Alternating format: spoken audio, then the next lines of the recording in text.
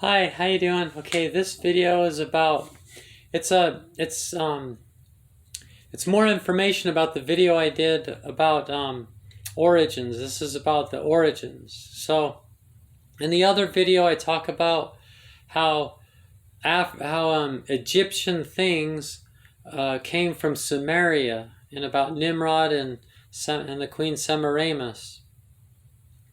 So then, the thing is that gets confusing.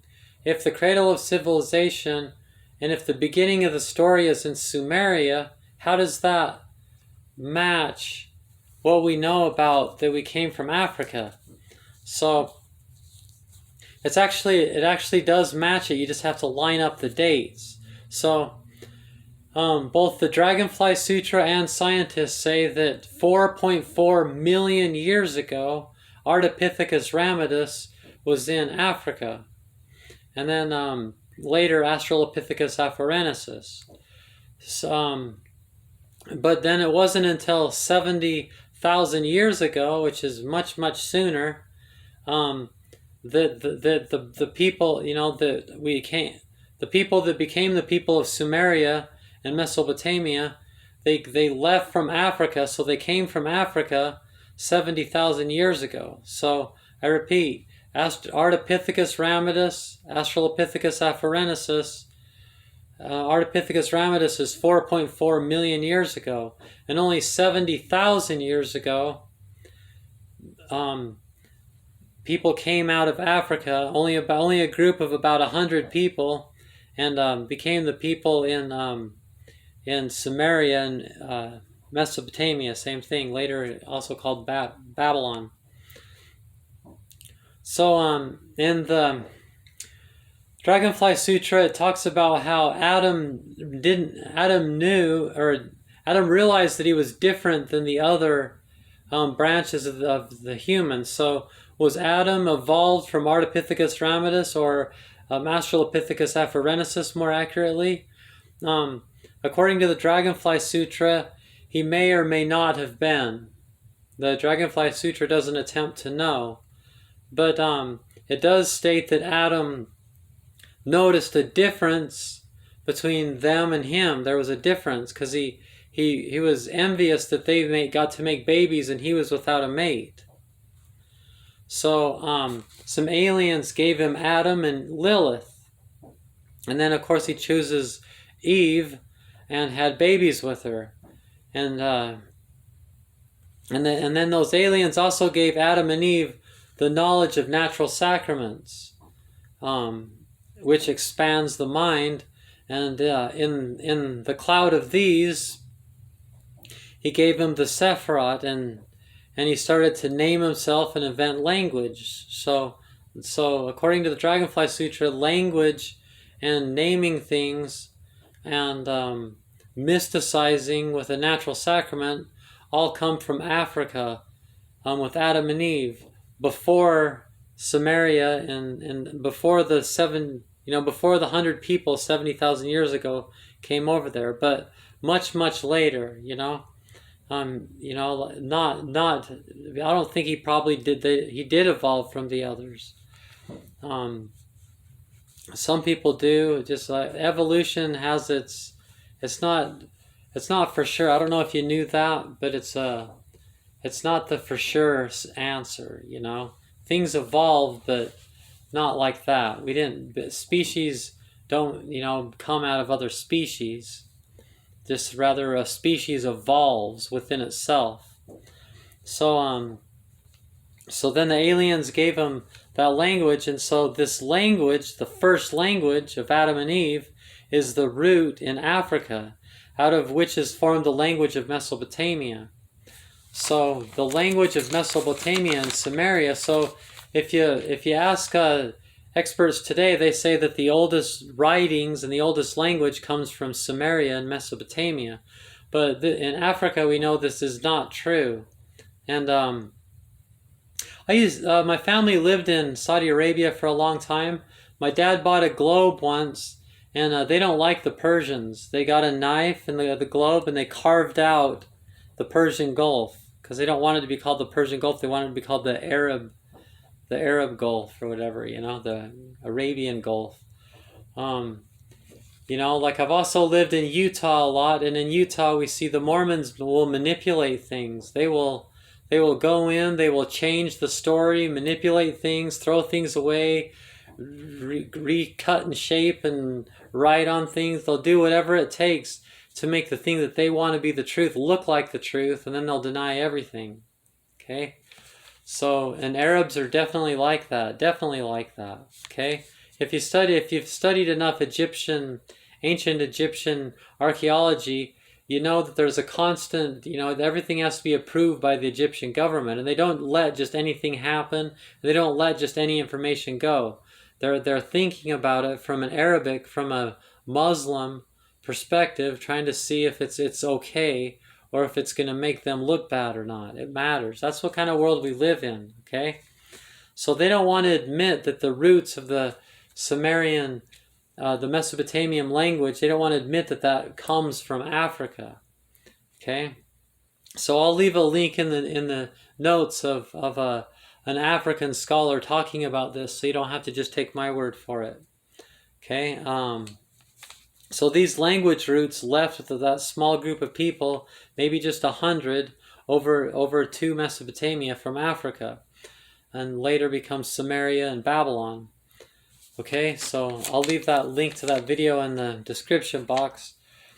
These people began in Samaria a better life than in Africa. They had a mighty hunter, Nimrod, and began life in living in forts and cities, and that's why we call it the first civilizations.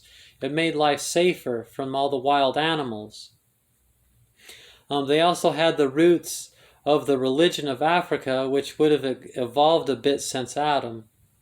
But this new religion was more organized and was glued together by the Anunnaki, who were aliens.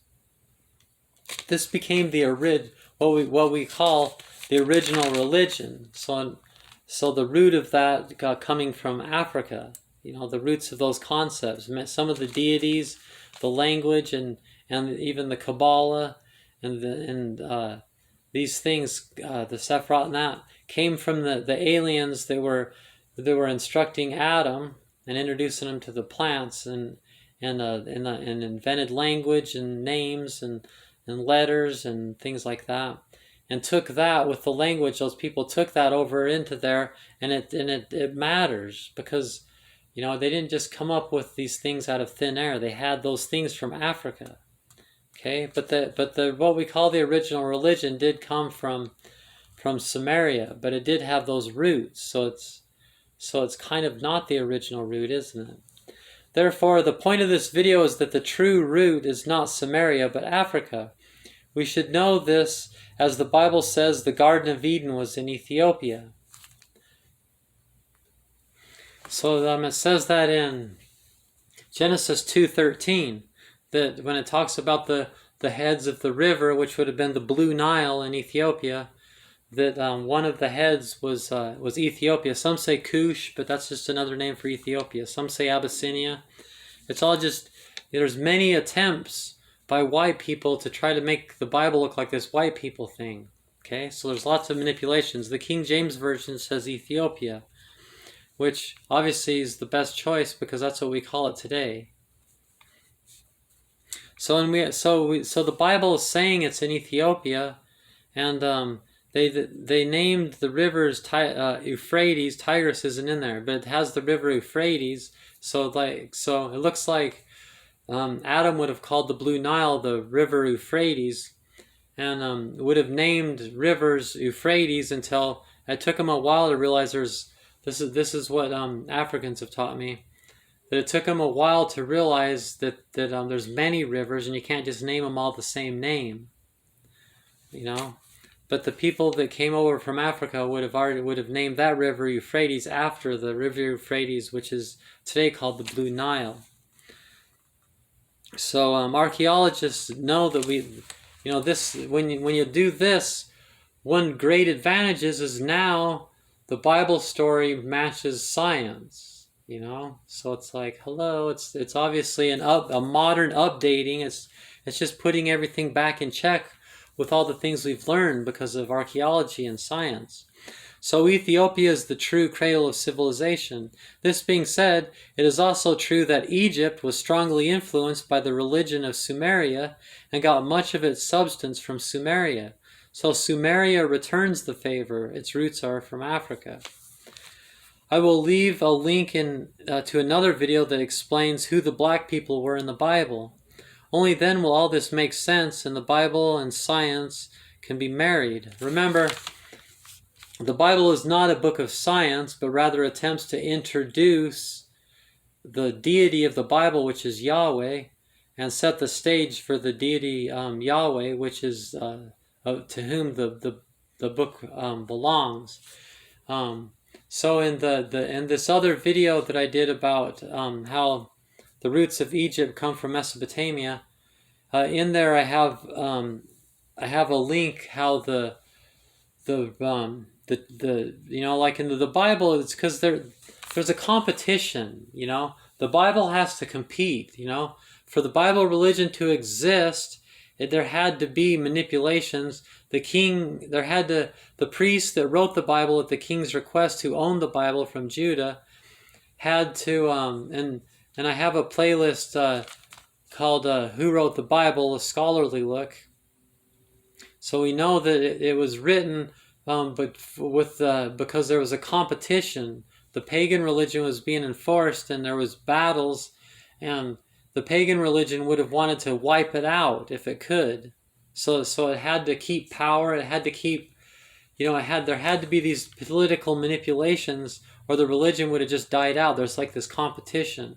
So the Bible makes out the pagan religion, which comes from Babylon and Sumeria, out to be the devil's religion and evil. But the truth is, and like I said, there's a link in the other video to how the pagan roots of the Bible. So it's not, the Bible itself has pagan roots. So these are the roots, the true roots of language in the Kabbalah, and the most basic foundational things, including the people and their genetics and themselves, come from Africa into Mesopotamia, and then they make the first civilization and form and refine and change the language, keeping some of the roots, and then make the first religion, keeping some of the roots, and then that influences Egypt, and many of the deities and many of the things of Egyptian mythology and everything